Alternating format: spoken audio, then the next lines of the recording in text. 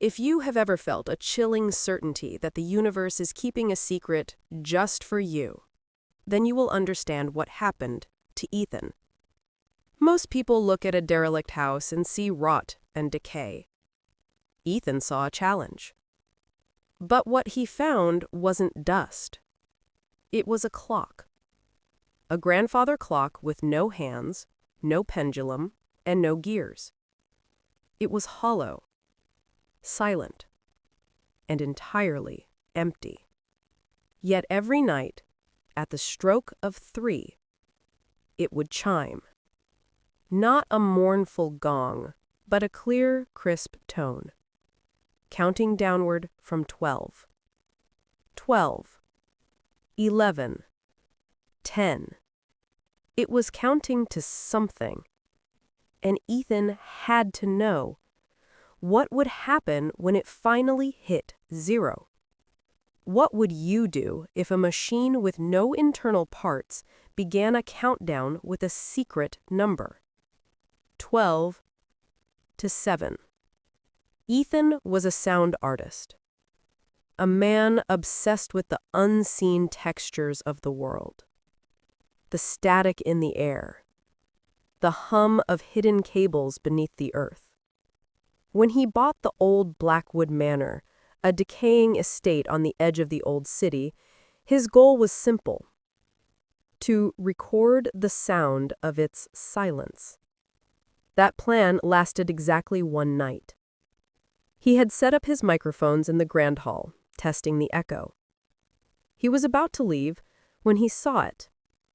Tucked into a shadowed alcove, a magnificent 7-foot-tall mahogany grandfather clock. It was beautiful, but completely inert. The front panel gone. The insides? Empty. He checked his watch. 3 a.m. And then, a single resonant tone rang out. 12.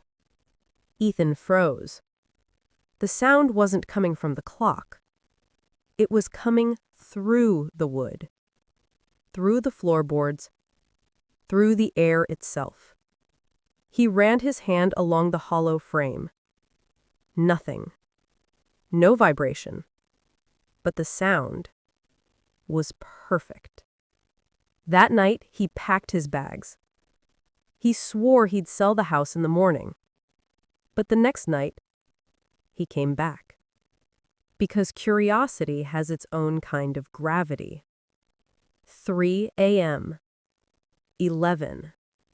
The chimes struck deep. And this time the air grew cold, not just temperature, but memory cold. Like something ancient had remembered pain.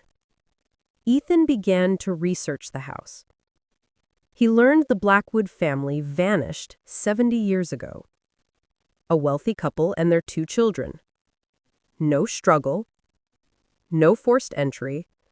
Dinner left half-eaten on the table. The police called it a voluntary disappearance. But no one believed that. Night 3. 10. The chime came, and the scent of lavender filled the hall. Clara Blackwood's perfume. Sharp, fading, gone. Night 4. 9. A window pane cracked. Not shattered. Fractured into a pattern that looked like a star chart. Ethan checked every constellation he could find. None matched. Until he found an antique map of the 1940s sky. And there it was. A perfect match. The pattern of stars only visible in December, the month the family disappeared. 3 a.m. 8. A new sound joined the chime. Weeping. Soft. Distant. It came from the floor beneath him. He ran to the basement. The weeping stopped. He climbed the stairs, and it started again. The sound was alive, and it was waiting. By the seventh night, 7, the chime shook the entire house. The weeping vanished, and then came the whisper. Too fast to understand, too low to capture. He tried recording it, but the sound always stayed just beyond reach. What do you think the house was trying to tell him? And what would you risk to hear the truth? 6-1. By now, Ethan wasn't sleeping. His whole life revolved around 2:59 a.m.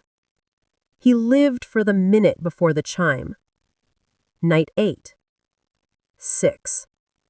The chime hit like a hammer. Every fuse in the house blew. Darkness. Silence.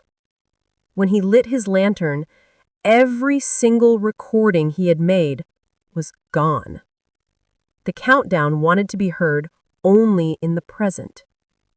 Night 9. 5. He brought backup batteries, a magnetic tape recorder. 3 a.m. The chime struck, and a whisper came clear now. Listen. But the tape captured only static. The clock wasn't physical anymore. It was something else. Night 10. 4. He gave up on machines. He simply stood there, waiting. The chime was deafening. The whisper followed, this time behind him. A child's voice. The wall remembers. Which wall? He searched the house, tapped every inch. Nothing hollow. Nothing moved.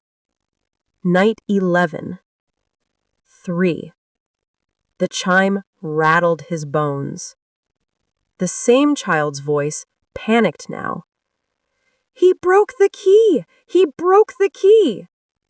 Ethan's mind flashed to the basement. He ran, dropped to his knees, dug into the dirt. Nothing. Then, he saw it. A faint rectangular seam in the wall, barely visible under plaster. Night 12. 2. He didn't wait for the chime. He clawed at the plaster, found a small wooden peg, and pulled. A hidden door swung open. Inside, a single object. A shattered porcelain bird, wrapped in brittle paper. A letter, dated December 1954. But the ink had vanished. The truth had disintegrated. Night 13. 1. Ethan stood before the clock, holding the broken bird, waiting. The chime came and it didn't stop. The air turned to frost. The walls bent inward. The house was breathing. And then, the child's voice. It's finished now. He knows. Ethan looked at the clock and saw him. A man's ghostly figure appeared inside, the patriarch standing over that same hidden cavity, a broken key in his hand. He wasn't afraid. He was smiling. The countdown hadn't been for Ethan. It was for him. For the patriarch. The house had waited 70 years to reveal its truth. The walls stopped moving. The cold faded. Silence. Ethan was left holding the shattered bird, the only evidence of a 70-year-old crime. And that is where our story ends. Or maybe where it truly begins. Because the mystery of Blackwood Manor isn't just about what happened. It's about what you would do. with the truth. Would you call the police 70 years later? Would you bury the past? Or would you wait for the clock to start counting again? If this story gripped you so tightly that you almost forgot to breathe, please hit that like button. And don't forget to subscribe. Every week we explore mysteries that blur the line between the living and the forgotten, stories that whisper in the dark and wait for you to listen. Now tell me in the comments, if you were Ethan, what would you have done with the broken porcelain bird? I can't wait to read your theories.